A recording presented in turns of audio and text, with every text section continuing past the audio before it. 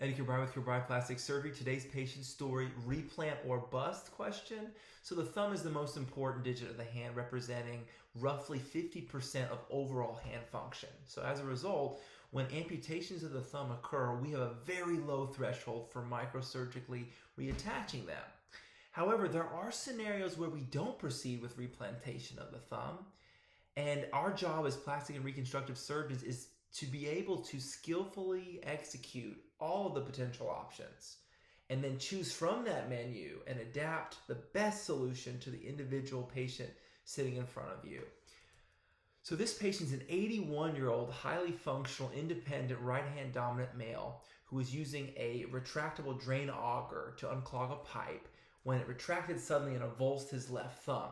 And he presented to one of our neighboring Kaiser Permanente hospitals, and I was contacted about potential salvage. So you can appreciate a complete avulsion amputation at the IP joint level of the left thumb, and the image on your right demonstrates that the skin is retracted significantly with exposed proximal phalanx bone there. Here's just x-rays confirming the bony level of amputation. So I accepted this patient for transfer for definitive management to our hospital, and we had a very detailed and nuanced conversation preoperatively. One option, of course, is microsurgical replantation.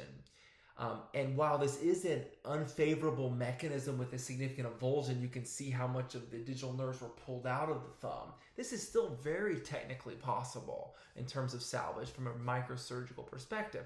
However, on speaking with this patient, who is highly independent, very coherent, explicitly conveyed he did not want to be hospitalized. He wanted as few operations as possible, and he did not want to undergo procedures with prolonged anesthesia. At the same time, we don't want to shorten the residual bone length to be able to close the skin over. So I decided not to proceed with replantation for this patient. And in an effort to not shorten the bone, I performed what is called an FDMA, first dorsal metacarpal artery, or Kite flap, as shown here. So here's his hand and all the markings, including the bones for the flap. You can see the flap outline there. It's a kite flap shape with the zigzag incision proximally, and that dotted line representing the location Dopplered out of the dorsal metacarpal artery, the first dorsal metacarpal artery.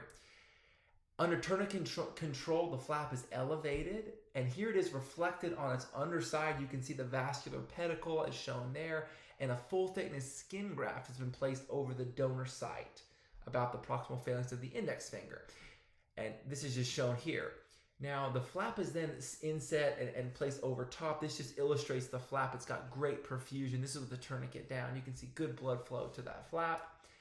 And the flap is then mobilized proximally to have enough reach on that vascular pedicle to swing over to cover that exposed bone, avoiding shortening of the thumb critically. And you can see it's been mobilized adequately here. However, I need to create a tunnel or a pathway to get it to the thumb. And this is what's shown here. So initially I planned on opening this. I ended up tunneling this purely subcutaneous. And so what's shown here is the flap has been completely tunneled underneath the skin, delivered to the recipient side, covering the bone underneath that skin, avoiding the need for that extra incision over the dorsal part of the thumb. And so here he is at the time of closure. You can see the flap nicely preserving length there. Here he is at 10 days post-op. You can see he's already back to motion and pinching, good viability of the flap. As a token of his appreciation, him and his wife got me these tickets to the Stanford Symphony Orchestra. Here he is at 3 weeks post-op with continued healing of that skin graft site, and at 4 years. So look at the dorsum of the hand at the donor side. I mean, it's hardly perceptible, that full thickness skin graft where that flap was taken from is shown there. Here's a photo just showing him back to action, using that hand, using that thumb. And here's the flap with beautiful viability, good soft tissue coverage, avoiding the need for shortening. So I hope you enjoyed this patient care story of replant or bust question. As always, make sure your surgeon's board certified. Ask for pre-op and post-op pictures. We'll see you for the next patient story.